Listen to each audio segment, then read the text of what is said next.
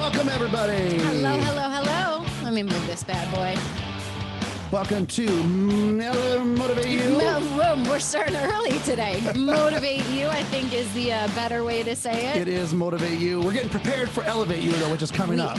We're super excited. So we have, everyone will notice probably if you've been listening to us a little bit, we have a lot of 8s in our names. That's actually a strategic, so we actually remember them. But short-term memory issues. Yes, it happens. But yeah, we have Elevate You coming up, which is something really different because it's actually just having our advisors work on themselves as individuals and as their business. So it doesn't have anything to do with marketing or processes or programs or carriers. It's just all focused on them. And we're super excited. They're very excited about it too. Well, and really how to run yourself as a business, right? Yeah. Because we've talked about this before, depending upon how many times you've listened to our show. We think there's a pretty big disconnect in what's happening right now in our industry, and people understand that they're running a business. Mm-hmm. Most definitely. And making that transition from that of a salesperson to a business owner. And really what Elevate You is like you said, it's personally, professionally, the double P, if you will. And it's really, really, really important because you want to be able to sit down and know that what you're doing and how hard you're working is for an actual specific reason, right? A for specific something. Result. Mm-hmm. The difficult part is it an ongoing result? Is it an end result? Which is what you and I talked about a little bit before we jumped on. I had an interesting conversation with one of our advisors this last week, and we've been doing some exercise accountability. Mm-hmm. Text messages where we bust each other's chops to stay in shape. All good fun. It's good stuff. Always. Well, it's good. You want to make sure that you're talking with your friends, the people you trust, and that you can get you where you want to go. But accountability is big, right? Right. And what he was telling me is like, well, I think what I want to do is I want to set a big, hairy, audacious goal, like a BHAG. Mm-hmm. He wants to do like a half Ironman. Okay. And right now, that's probably something that he couldn't just go out and do today, but it's something he wants to do in the future, which is fine. But I know when I set up one of my big goals, and it was a bet that I made with somebody, was to run a half marathon back in 2012, roughly 9 years ago. And the bet was that I would run the half marathon. And he promised me, you're going to start loving this. You're going to start loving this. And so for 6 months prior to, I trained and I did everything. Actually, it was about 4.5 to 5 months, but I trained and did everything I was told to do. I followed every system, every step I needed to take to hit that goal.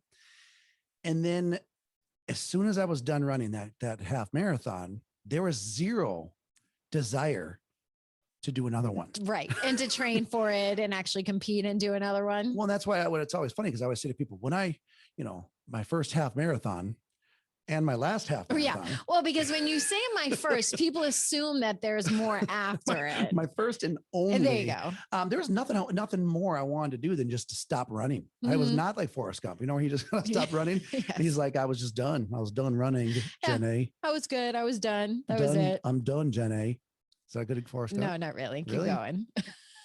Don't do it again. you see me trying to make I wish people could see his face right now. He was trying so hard to get it out correctly. It actually hurt a little bit. It hurt.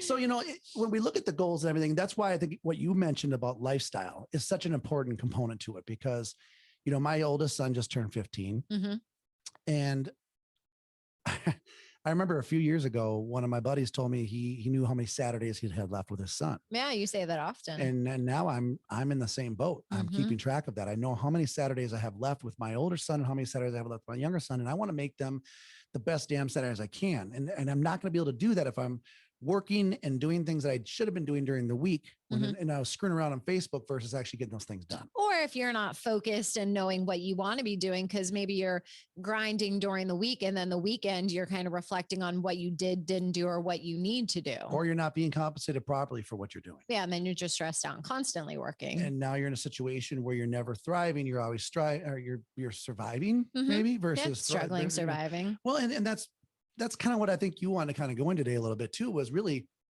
knowing your value. Right. And knowing your worth and knowing when is the time to say, this is not what I'm supposed to be doing anymore. Or this is not the person that I'm supposed to be working with anymore. Or this is not the way I want to present my company anymore. Right. That was kind of fun. We go back and forth like that. That was cool. Good stuff. Didn't even plan it. Good volley. Nice. Anyway, so, one thing that we talked about, we had a bunch of advice this last week. It was awesome. Really great. Yeah. Really good people. We had a good time. Oh man, I have not laughed that hard in a No, very, very everyone long said their time. face kind of hurt from just laughing all night. Yeah, but it was really great just to be around people that are like-minded, that want to do things the right way, and really want to take that business to the next level versus being kind of stuck in salesperson purgatory. Or woe is me purgatory. Good point. The victim Yes. mentality. So, after we had a lot of fun, we also did a lot of serious stuff. But one conversation that we had was we discussed the importance of your own worth. Right. And I think everyone has to understand that there's a certain value to you that is not tangible. I get that. But there is a certain value to you that is 100% tangible, that for some reason in this industry, the financial services industry, people have the hard time wrapping their brain around that. Yeah. Well, and one of the big questions comes down to charging fees. And I'm not talking fees about assets under management or being fee-based versus commission-based. The main conversation is, do you charge for a financial plan? Do you charge a planning fee? And I've talked to, both sides of the spectrum. Some of them, absolutely, yes, 100%. I do not do work without being compensated. And other people feel the complete opposite, that they are going to be able to show their worth and they should include it in the business that they're doing when they work with a client. And I can understand both sides, but I mean, obviously here within Motivate, we feel that you should be compensated for your time as a professional, and you most definitely, as long as you have license, should be charging a fee for that plan. Yeah. I mean, if you want to be treated as a professional, and you want your clients to look at you as a professional, and you want to basically put yourself out there, right, then you need to act like one as well. And we always use the analogy of a lawyer. Yep. Nobody would walk into a lawyer's office and say, write up this paperwork for me, create a will, create a trust. I'm going to go to 2 other lawyers. I'm going to look at everybody's stuff, and then I'm going to pick and choose which one I want to go with. And then I'll decide to pay for it. It doesn't happen that way. No. And if you don't think that what she's saying is truthful, think back to your own practice right now. If you're listening to this show, how many of you have worked really, really, really hard and come up with some pretty amazing intellectual capital? And you sat down with these clients and you showed them all these amazing things that they should do. And then they gave you the dreaded, we'll think about it. Okay. When they give you the dreaded, we'll think about it, it means a couple of different things. It does not mean yes. It doesn't necessarily mean no. No, but what it also can mean is maybe you didn't bring the value. Maybe you didn't show them where your value is. And maybe this is all new to them. But have you ever had a situation where you've done that, gone through it, and then maybe a year later they came back in for another appointment, and you found that they did exactly what you told them to do with someone else? Yeah. I don't think there's anything that gives you a bigger stab in the back than somebody, like you said, taking your hard work, your intellectual capital, and just handing it off to someone else who obviously was not as good as you because they didn't come up with that plan. Absolutely. So I think your whole analysis behind the lawyer, the CPAs, medical professionals, yeah, anyone. I took my dog to the vet and they had to take a bandage off of him, and it cost $80. I could have taken the bandage off, but I still had to pay him. Right. Well, or take your car in. They're going to do an inspection check, and they're going to charge you just to inspect the damn car in the first place. So, it's not an abnormal thing. And when you're dealing with someone's money, you're dealing with someone's livelihood and like the lifeline of their retirement, it's probably important that they work with someone who has a situation where they're going in as more of a consultant than a salesperson anyway. Right. So that you're able to good way to position it. When I made this decision to change, it was scary because when I sat back and thought, man, I'm worth something. I didn't know what I was worth. I just knew I was worth something. And I knew that clients have come in, and I bet many of you listening to this right now can relate to this. You have a client that comes in, you show them some different techniques, and maybe you save them 10, 20, maybe even $100,000 in taxes. That's a tangible value. Maybe you save them $14,000, $15,000, $20,000 of fees per year. That's tangible. Maybe you lessened and lowered the overall liabilities for them, and you helped them with their credit cards and got rid of the interest payments. Or maybe it was a situation to where you were able to lower their life insurance premiums, or put them in a better long-term care strategy, or give them a lifetime income they could count on. All of those things have an actual component of being a fully tangible deal. But oftentimes people, especially advisors, are unaware of what that really looks like or how to explain that to the client. I think that's a big thing. I think the advisor, they understand what they can do for the client, but being able to articulate in a way that's easy and simple and clean for the client to understand that tangible number. We keep saying it, our business, is there's very little that you can hand someone and they can see, okay, this is exactly what's going on. I would say a plan is really, we lost you. My A whole screen just plan fell is down. the only thing that we have to hand someone, and you shouldn't base it off of what is tangible. But it's hard to position yourself in a way when you don't have almost like proof in the pudding right in front of you. But you got to also earn it, right? Like Yeah. you don't just get to charge to say, hey, here's what this is, here's what this is. You need to really truly educate these folks, because Oh, of course. the risk has shifted so much from the employee to the employee, for the employer to the employee, that it's our job to be that educator. Mhm. That it's our job to help them go to this next level. I'll give you a really great analogy from my lifestyle or my lifetime. So after I ran that half marathon, 3 months later, I went into the doctor because I thought I had acid reflux. And I was just getting all this pain in my chest. And every time I ran, I had pain in my chest, but this acid reflux was just getting worse and worse and worse. And actually, I think it was actually 2 days ago or so, 9 years ago, I went in and my blood pressure was 230/160. I was about to kick the bucket. And on May 4th of 2000, what is it now? 2021? 21. Till 2014, 12, Mhm. 2012. I got 5 new arteries put in my heart and saved my life. Now, here's the cool part. So my life is saved. Life is good. Okay. And so there's a value to that. Mhm. But then after that, knowing no one ever educated me on how to take care of myself moving forward. Isn't So that crazy? here's this 35-year-old guy. That's what I was back then. Okay. Who has a family of heart issues. Most of the other folks didn't make it. I was fortunate enough to make it. Right. And they never once had me meet with a dietitian. Mhm. Never once did I sit down with anyone after having my chest sawed open to work on physical therapy or any type of rehab to get myself back. Or preventative. Nowhere out there did I ever have that type of help. Yeah, from that's something. crazy. So, I mean, imagine that. And then what I found out as time goes on in the medical world, there's a little unknown line saying that they say where there's no money in prevention. Yep. Okay. Only in treatment. That happens often for us as financial advisors too.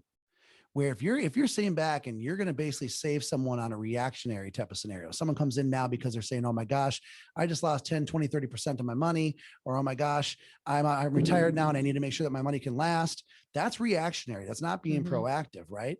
And unfortunately, that's when you're in a situation where more than likely they're not living the lifestyle that they want to.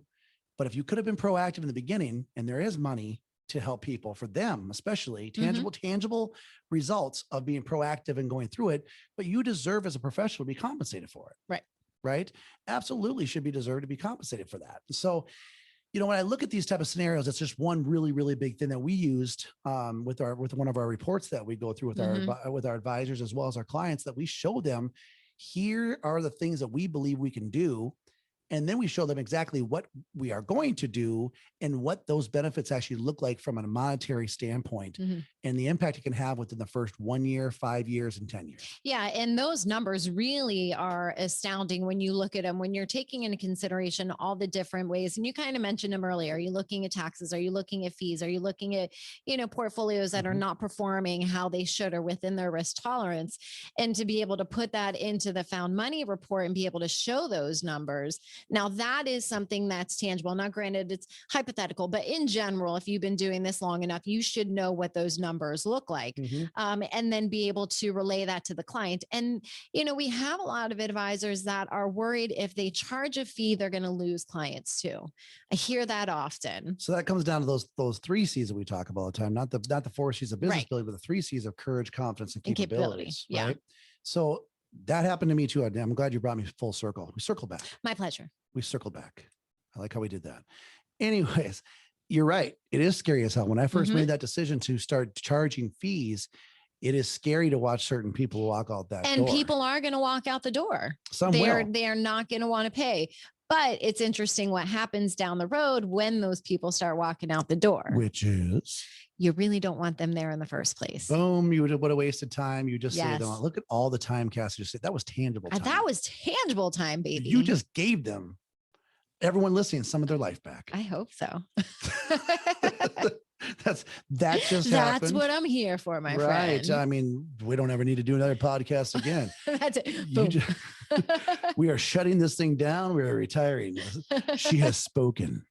But no, you're right. There are people that would have wasted time. You all have met with people that have wasted your time. Yes. I've done it. That's part of the reason why I 5, started 6, charging 7 fees. appointments. Absolutely. And it gets so sickening Yeah. because we want to be professionals, but we sit there and we get scared to hear the word no. Mm-hmm. When realistically speaking, and we've said this before, it's one of the best places to start. Right. Is with the no. There was a great book called Start with the No. Mm-hmm. There's another great book that says never negotiate or never split the difference. Chris Voss, both the gentlemen are former hostage negotiators. Great stuff. Talks about really kind of getting to the actual core root of everything and the problem that is there. And oftentimes it's not that they don't want to work with you. It's just maybe you haven't done a great job showing them how to bring value to their life, which is something that we can work with you from the level of Motivate, if that's something you want us to help you with. Yeah. And Cassie, you're great at helping people with that. How they get a hold of you? Well, thanks, guys. You can always give me a shout, 772-247-4488. Easy to email me. It's Cassie, Cassie, not Kathy, not Casey, Cassie at motivatedadvisors.com. Thanks. I'm glad you know your name. I try. We won't go with the really long name. We'll just keep Cassandra. it short, sweet, to the point. If you call her Cassandra, you got to do it Wayne's World fashion. Otherwise, I think I'm in trouble and my mom is yelling at me. Which would be scary. Your mom is what, 5'2" and scares the hell out of me. Yeah. I would not want to fight her in a dark alley. I think she would win. There's no doubt about that. So, but yeah, so, if that's something you're wanting to do where you want to make that transition, and I'm telling you right now, coming out of this COVID pandemic, this craziness that we've seen in this world, you have the choice because you could either be ahead of the curve coming out of this thing, or you could be behind the curve coming out of this thing. And I'm telling you this, some of this is going to come down to you making an actual decision to make the changes. If my friend, my other advisor buddy of mine wants to run that Ironman, I'll never tell someone not to do it, but you don't just go out one weekend and run an Ironman. No, there are things you have to do to build up the ability to hit that level. Same thing within business. What we're trying to do, though, is speed up that learning curve and protect you from mistakes that I've made that were gigantically expensive and a complete waste of time and money. And they also had a direct impact on my overall lifestyle that I was trying to create. Yeah, of course. And then you're learning from it too. So when we talk about charging a fee, I think one of the things that when a new advisor comes on board and they haven't done it before, that they are thankful and grateful that we have is a process to teach them how to charge the fee correctly. So how to have that conversation, how to show the value, how to put the plan together and actually deliver the value. And then what does it look like? I mean, even down to who collects the fee. If you have an admin person, they collect the fee, do first half here and second half there. All those small little details that can make a difference and make you, the advisor, feel more comfortable and believe in what you're doing because it's something that's tried and true. Now, you mentioned something earlier. I'm going to circle it back again. We're circling back all kinds of all up in here. So as we're going through the fee-based aspect, we want to start charging for fees. One thing you mentioned is that some people will walk away. And one thing I'll tell you is the scariest thing to do is to do that without anybody else in your waiting room. Right. To know your pipeline. To know there's no other appointments coming in. That could be very, very scary. Yeah. But here's what I will tell you. When you start charging the fees and you become successful with those fees for what you're doing is you're being a professional. It also creates an immediate level of cash flow that you didn't have before if you were a commission-based individual or even doing AUM where sometimes you have to wait a month or even 3 months before you get paid. Quarterly. With this, that can create a marketing component to your business that you haven't had in the past. And that marketing component can then turn around and do what? Bring in more appointments. Right. So that can be the solve right there. The problem can actually be the solve if you look at this the right way and structure your business the right way, which is exactly what we want to help people do. Yeah. And I think when it comes down to the fee itself, we're not telling anybody who's, just starting doing this, hey, charge everyone $5,000. That's kind of crazy. The point of the fee is for the advisor to pick a price point that they feel is worth their time, worth their value, kind of fits within their clients' I don't want to say portfolio, but pocketbook as well. And then as you get more comfortable, your plans get a little bit better, your organization is a little bit better, then you can increase the amount of fees that you're charging. So some people start at $250. Some people start at $5. We have one advisor that charges $10 for business plans, $10,000, and that's okay. And they eventually find their sweet spot and are able to work within it. What did one ocean say to the other ocean? I can see you. Ooh, that's well played. That was quick, right? But actually, it said nothing. It just waved. Do you know someone stole your pirate joke? I heard it yesterday on TV. Darn. Wipe out. That's okay. John Cena on Wipeout said your joke. That's okay. I think I stole that from Tad. from another buddy of ours. So that joke's gotten. What did dentists call their x-rays? I don't know. Toothpicks. Wah, wah. Okay, I need the soundboard. Oh, sorry. Hang on. Wah, wah. Okay, come on. Focus. Did you hear? Squirrel, Did you hear about the new first restaurant on the moon? No, I didn't. Tell me. The food's great, but there's no atmosphere. I was gonna say, is it out of this world? Oh God, that was pretty good too. I'm quick. What can I say? Do you have any construction jokes by chance? Construction? Yeah. I haven't built one. I'm still working on it. Oh my God, I am good. You are, or you're absolutely embarrassing. Well, it's a little bit of both. The fact that you know. I don't know them. I was just coming up with my own answers. Okay, come on, Did you hear, squirrel. We're being one more. serious. Did you hear about the fire at the circus? No. It was intense. Wah, wah, wah. So what we've learned here is it's probably better that we stick to financial plan than joke telling. Probably. But hey, they made us smile. It's a Friday. Once again, if me and you laugh, then you know. Yeah. So hey, we've got a couple of events coming up. We have an event next week in Tampa, Florida. It is unfortunately sold out. We are filled. We filled in the first weekend. We did. It was super exciting. Yeah, it was awesome. Yeah. A lot of fun though, but we're looking forward to seeing everybody in Tampa. So if you're over that area and are coming on out, we can't wait to see you. We're going to talk about several different ways you can take your business to the next level. If this is something else that you're interested in, we are having an in-house event here in Florida, the Sunshine State. We are open. We are wide open, baby. Into the great wide open. Nothing, just me. Okay. But yeah, so come on down. That's going to be so that is the end of May that we're having that Thursday, Friday. I believe it's 25, 26. I think so. Oh, Something no, like I that. can't look that far ahead right now. Yeah, it's 27, 28. We both pull our calendars up at the same time. Yeah. And then the week previously, we have all of our advisors coming down for the Elevate You. Yeah. So we're jammed for May, which is so exciting. It's so nice to have some momentum and feeling back. And I mean, I think when we're busy and doing stuff, back, were you empty? I was a little. I was no sad feelings. and lonely for a year, even though we were working. It was quiet. No, but it's awesome to be back with people. It is. It really is. You know, and to see our advisors are excited. They're doing stuff. They're doing all these different marketing initiatives and trying different stuff and closing cases. So you kind of started with, are you going to jump on the bandwagon and start doing something, or are you going to hide in the back? Because the choice is yours. Yeah, it really comes down to what you want to do. And, we're here to help you out. So if there's something that you're looking for some help, call us. Yeah. We'd love to be able to help you out. 777-766-8488. 772-247-4488. Give us a shout, guys. We'd love to hear from you and help any way we can. And if there's something that you want us to talk about on this podcast, please feel free to shoot it back. This is coming out directly from myself and Cassie. We just love being with everybody, talking about business, talking shop, finding ways to help people in this industry, as well as the consumers out there that really, really need us right now more than ever. So appreciate y'all jumping on to Motivate You. Have a great weekend, guys. We will see you next week. I love it. Later. Any other jokes before we go? No, mine are usually bad curse words. All right, y'all. Take care of yourselves. Be safe. And thank you so much for everything you're doing for the community. Keep it up, guys. My name is Mike Terrio for Cassie Adafaro. This is Motivate You, brought to you by Motivate Advisors and Motivate Investments. Have a great weekend. Take care now.